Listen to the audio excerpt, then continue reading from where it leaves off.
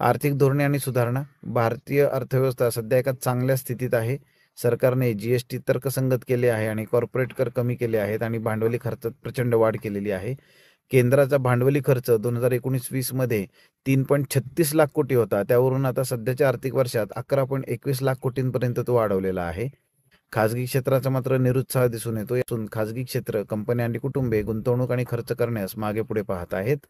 गुंतवणूक कमी होण्याची कारणं काय आहेत बघा. जागतिक अनिश्चितता, जागतिक आर्थिक मंदी आणि भूराजकीय तणावामुळे गुंतवणूकदार उदयोन्मुख बाजारपेठांमध्ये गुंतवणूक करण्यास कचरत आहेत.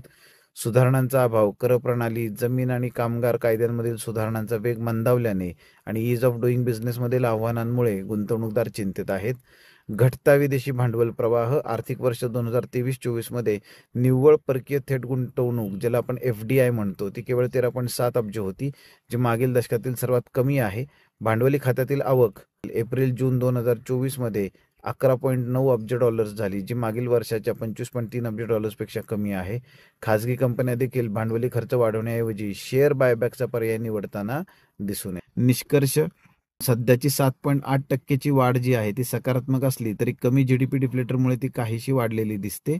असंघटित क्षेत्रातील घट, कमी खासगी गुंतवणूक आणि घटता विदेशी भांडवल प्रवाह ही अर्थव्यवस्थेपुढील प्रमुख आव्हाने आहेत.